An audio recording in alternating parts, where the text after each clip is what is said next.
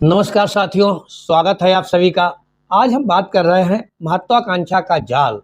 साथियों, ठीक सुना आपने। इस वीडियो में हम बात करेंगे एक ऐसी दौड़ की जिसमें जाने अनजाने रूप में हम सभी फंसे हुए हैं और उसको जीतना चाहते हैं, जबकि हम उसे जीत नहीं सकते। ऐसा कहना था हमारे धर्म गुरु और दार्शनिक ओशो का। तो पूरी वीडियो ओशो के विचारों से प्रेरित है, लेकिन ये उनके शब्दशः कथन नहीं है, बल्कि उनके दर्शनों की एक सरल व्याख्या है। तो साथियों, अगर मैं आपसे कहूं कि इस दुनिया में नरक जैसी जिंदगी जीने के लिए आपको मरने की जरूरत नहीं है, बल्कि जिसे आप अपनी तरक्की, अपनी सफलता और अपने सुनहरे कल के सपने कह रहे हैं, वही असल में आपके जीते जी आपका नरक बन चुका है। तो आप क्या माने? आपने देखा कि नरक का जाल किसने बुना?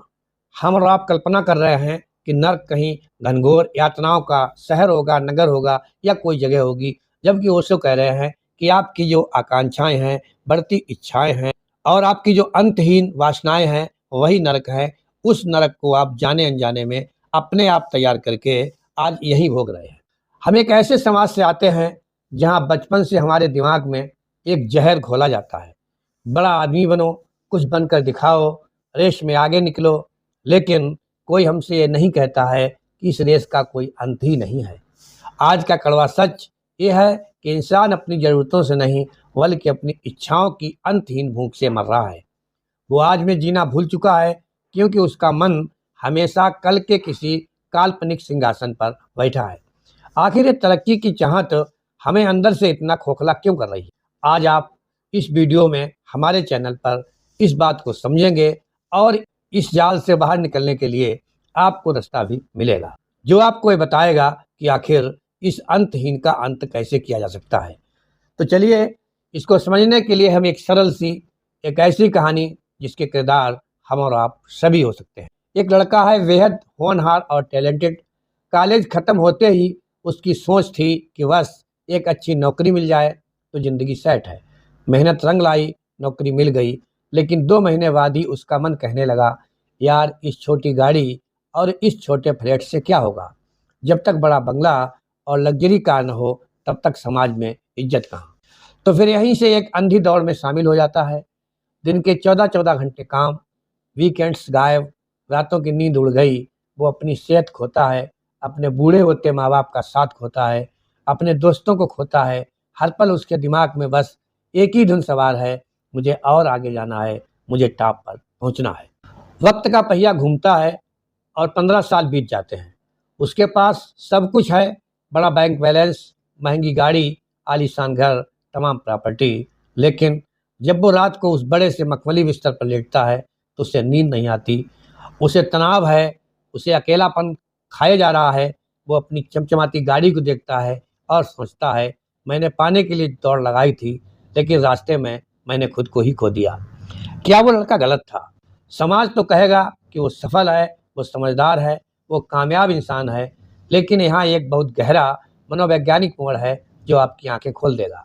अगर इस तथाकथित महत्वाकांक्षा के मनोविज्ञान को गहराई से समझें, तो ये कुछ भी नहीं, बल्कि वर्तमान से भागने की एक मानसिक बीमारी है। ये खुद को अस्वीकार करने का एक नाम है।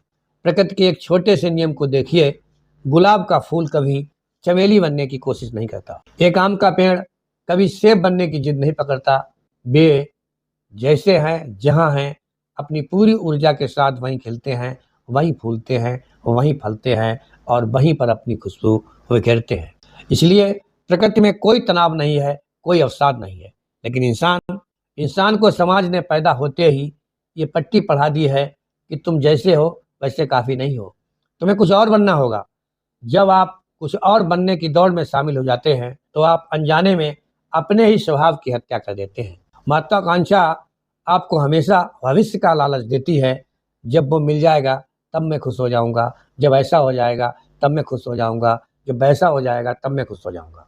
और इस तब ऐसे वैसे के चक्कर में आप समय को खो देते हैं और आपसे जीवन, जवानी, मौज मस्ती सब उसी तरह से फिसल जाता है जैसे आपकी मुट्ठी से रेत। ये सफलता नहीं, बल्कि आपकी चेतना की आत्महत्या है। इसे समझने में हम जितनी देर करते हैं, उतने ही जीवन में लेट हो जाते हैं। लेकिन यहाँ पर मन में एक वाजिब सवाल आता है, क्या फिर हम सब कुछ छोड़ छाड़ के बैठ जाएं? क्या सपने देखना या आगे बढ़ना गलत है? क्या हम कर्म करना बंद कर दें? नहीं, अध्यात्म का दर्शन कर्म छोड़ने की बात नहीं करता है, वो दौड़ और पागलपन को छोड़ने की बात करता है। नदी बहती है तो अपनी पूरी ताकत से समुद्र की ओर जाती है, लेकिन वो किसी तनाव में नहीं होती। वो रास्ते के हर पहाड़, हर पत्थर, हर ईंट, हर पत्थर और हर उस चीज का आनंद लेती है जो रास्ते में उसका स्वागत करता है या उसका अवरोध करता है। एक महत्वाकांक्षी व्यक्ति कभी अपने काम का आनंद नहीं लेता, उसका ध्यान सिर्फ फल और नतीजे पर होता है। अगर उसे परिणाम न मिले तो वो अंदर से ही टूट जाता है। इसके विपरीत जो व्यक्ति जागृत है, होश में है, वो सब कुछ करता है लेकिन अपने आप को बचा के रखता है।